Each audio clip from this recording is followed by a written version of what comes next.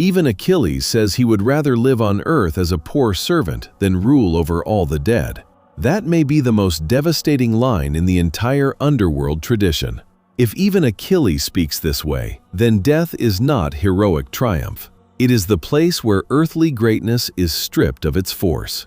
Most people imagine the Greek underworld as something simple: a dark kingdom, a river, a ferryman, a three-headed dog, and a place where the wicked are punished forever. But the real picture is stranger and more unsettling. The journey begins in Homer's Odyssey. Odysseus does not enter a neatly organized world of the dead. He sails to the edge of the world, near Oceanus and the mist-covered land of the Cimmerians, where the sun does not shine and night hangs over everything. That detail matters. The earliest Greek vision of death is not mainly about torture. It is about distance, darkness, and separation from life.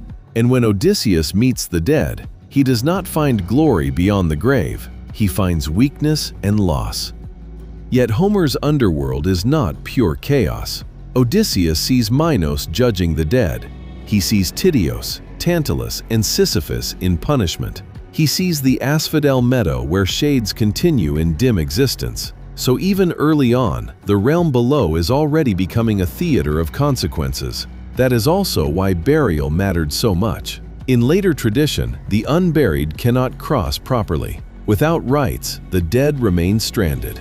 As Greek tradition develops, the underworld becomes more structured. Acheron is the river of sorrow. Cocytus is lament made into landscape. Pyriphlegethon burns with fire. And Styx is the most terrible of all, so sacred that even the gods swear binding oaths by it. In Hesiod, Styx is tied to cosmic order itself. To break an oath sworn there is not a minor offense. It is a wound in the structure of reality. It is where truth becomes unavoidable. Then comes Charon, the ferryman. He is unforgettable because his role is so absolute. He does not comfort, he does not negotiate, he transports. In later tradition, those denied burial wait on the near bank, unable to complete the crossing. That image endured because it captures one of humanity's oldest fears. Not just death, but unfinished death. And guarding the threshold is Cerberus.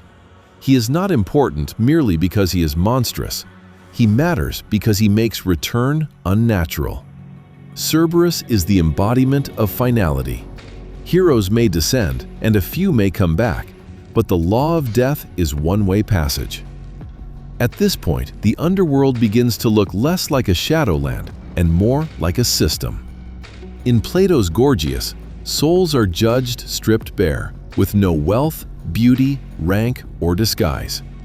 Rhadamanthus judges some, Aeacus others, and Minos gives final judgment when needed. One road leads toward the blessed, another leads toward Tartarus. This is one of the sharpest ideas in Greek thought.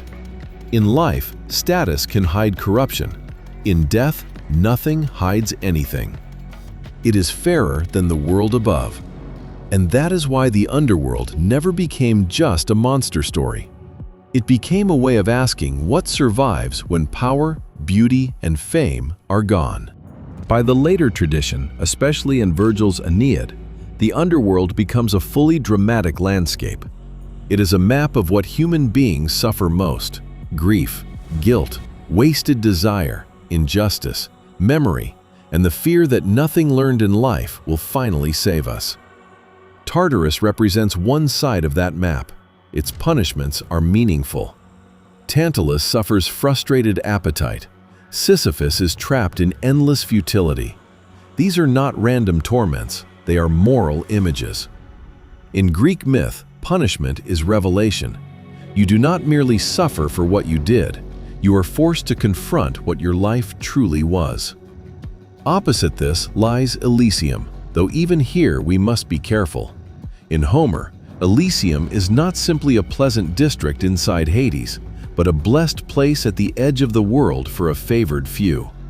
Only later do traditions bring reward and punishment into a more unified afterlife geography. This matters because it reminds us that the Greek underworld was never one frozen doctrine. It was a growing language for justice, memory, and hope. And then there is Lethe, the river of forgetting. No image in the underworld is more haunting than this. Not fire, not chains, forgetting. Because memory is identity. To lose memory is, in a sense, to lose the self. Yet memory can also be unbearable. Lethe stands at the center of a human paradox. We are wounded by what we remember, but we are also made by it. That may be the deepest lesson in the whole underworld tradition. Human beings do not only fear pain, they fear meaninglessness. They fear being forgotten. They fear becoming shadows even before death. The Greek underworld gave form to all of that. Its rivers are not only rivers, they are sorrow, oath, fire, lament, and oblivion. Its judges are not only judges, they are the hope that justice outlasts power. Its monsters are not only monsters, they are the guardians of boundaries the living desperately want to break.